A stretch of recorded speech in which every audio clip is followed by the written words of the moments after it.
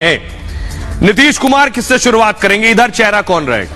बिहार के नेता के तौर पर नीतीश कुमार की पहचान है। बिहार में लगातार उनका जनाधार भी घट रहा है। नीतीश की जेडीयू सिर्फ बिहार तक सीमित है और पलटू राम की छवि सियासी राह में रोड़ा है। विपक्ष चेहरा बनाएगा, इस पर भी सस्पेंस है। तो नीतीश के नाम पर आखिर मोहर कैसे लगेगी? अगला नाम है राहुल गांधी का। क्या मोदी के खिलाफ राहुल गांधी खड़े होते हैं? कांग्रेस के पीएम पद के उम्मीदवार रहे राहुल गांधी अब तक।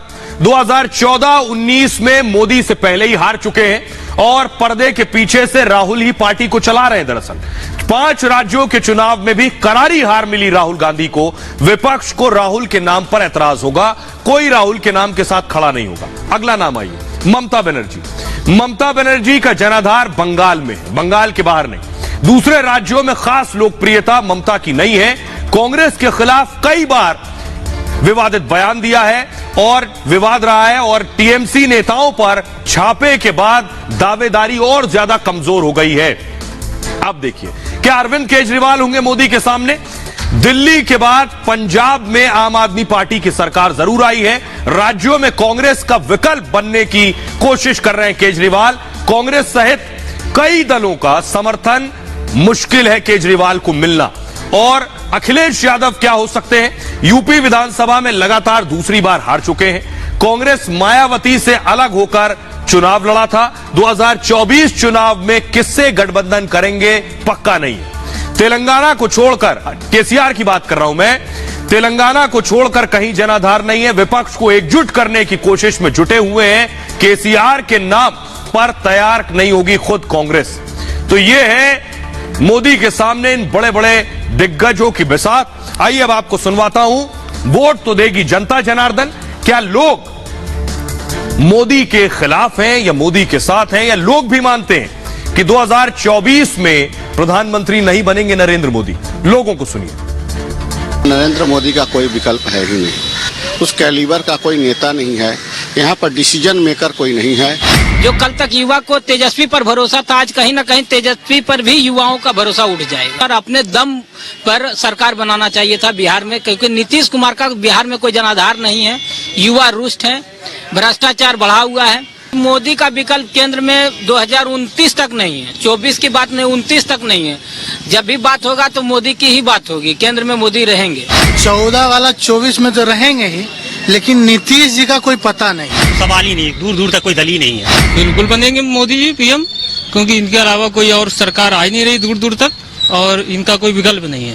बिल्कुल बनेंगे, नरेंद्र मोदी पीएम बनेंगे, इसमें कोई दोहराए नहीं है। मोदी जी को हम लोग सपोर्ट करेंगे। मोदी जी को जनता सपोर्ट कर रही पूरी हिंदुस्तान की। और आइए मैं आपको बताने जा रहा हूं, ये तो जनता की राय आपने सुन ली। 24 में वक्त है, लेकिन देखिए लोगों की राय क्या है। प्रधानमंत्री नरेंद्र मोदी ने विपक्षी एकता को कैसे फ्लॉप कर दिया, यह आपको दिखाने जा रहा हूं। देखिए जरा, अब आप देखिए विपक्षी एकता का फ्लॉप शो। राष्ट्रपति उपराष्ट्रपति का चुनाव हुआ और प्रधानमंत्री ने उसी में बता दिया कि सब कितना एकजुट खड़े हो सकते हैं। राष्ट्रपति चुनाव में द्रौपदी मुर्मू जी को 64% से ज्यादा वोट मिले। एनडीए के वोट मिलाकर सिर्फ 61% हो रहे थे, लेकिन विपक्ष के वोटों में भी पीएम ने सेंधमारी कर दी। 17 सांसद, 110 विधायकों ने क्रॉस वोटिंग कर दी। यह मोदी की लोकप्रियता है। शिवसेना, जेएमएम, बीजेडी ने एनडीए को समर्थन दे दिया। उपराष्ट्रपति चुनाव में धनखड़ को 74% वोट मिले, 74% वोट। और जो यूपीए की कैंडिडेट थी मार्गरेट अलवा को सिर्फ 26% वोट मिले। 74 और 26 आप अंदाजा लगाइए। हार के बाद अलवा ने विपक्ष को नसीहत दी है। विपक्ष ने एकजुट होने का मौका गवा दिया, उन्होंने कहा।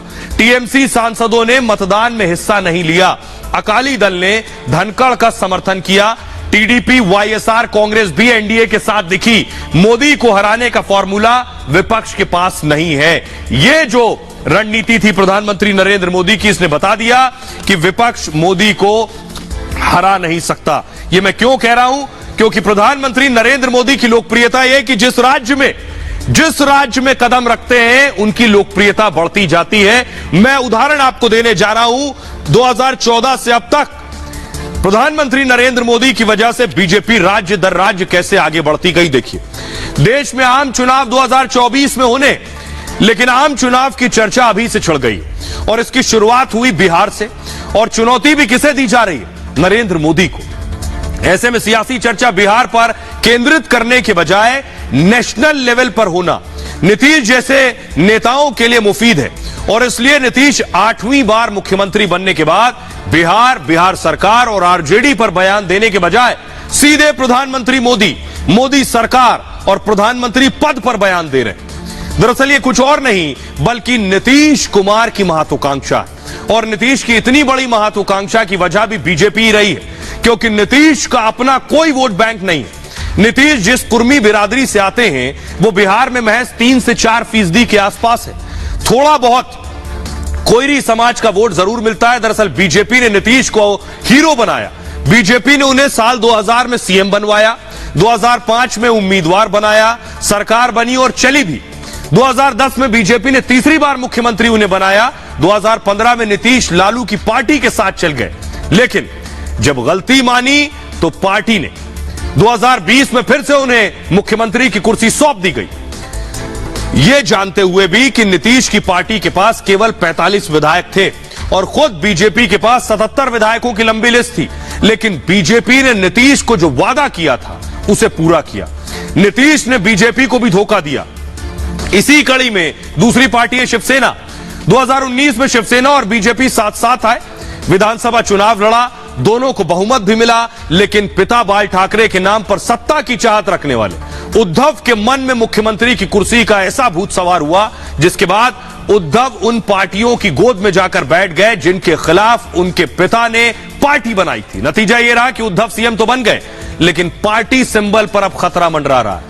पहली बार 1990 में बीजेपी शिवसेना साथ साथ लड़ी, बहुमत नहीं मिला, लेकिन शिवसेना सत्ता की दौड़ में आ गई। नतीजा क्या हुआ? 1995 में बीजेपी की मदद से शिवसेना सत्ता में आ गई। 2009 विधानसभा चुनाव में भी दोनों साथ साथ लड़े, लेकिन जनता शिवसेना से ज्यादा बीजेपी को पसंद करने लगी। 2014 में शिवसेना ने अकेले चुनाव लड़ने का फैसला किया।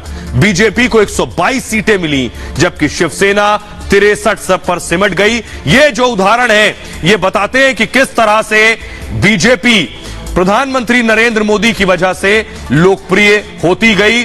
आइए अब आपको सुनवाते हैं, सुनिए जरा। नीतीश कुमार भी इसी बात का जिक्र कर रहे हैं। वो कह रहे हैं कि कैसे बीजेपी ने उन्हें कमजोर किया, लेकिन पीएम की लोकप्रियता इतनी ज्यादा है कि नीतीश का कद और जेडीयू कमजोर हो गई। सुनिए। का भी 17 हमरा भी 16 और कै गो राज्यसभा और कै गो को बना दिए थे वहां मंत्री अपना बिहार का। हमने कहा भाई बिहार का भी हम लोगों के भी लोगों को बनाइए, तो हमरा एगो बनाइएगा, अपना 5 गो बनाइएगा और समूचे बिहार में माहौल क्या बनाइएगा। तो हम लोगों ने उसी समय तय कर दिया था कि ना, अगर हमको भी मिनिमम 4 नहीं करिएगा तो फिर ठीक नहीं है, नहीं किए। और आइए खबरों में आगे बढ़ते हैं और आज की एक और बड़ी खबर मैं आपको बताने जा रहा हूं। नुपुर शर्मा पर हमले की कई साजिश हुई, अब सीधी साजिश थी बम धमाके से उड़ाने की, फिदायीन हमले की, सुइसाइड बॉम्बर आत्मघाती हमले की। नुपुर पर फिदायीन हमले की साजिश नाकाम हुई है। किसने रची ये साजिश? ये साजिश पाकिस्तान से रची जा रही थी।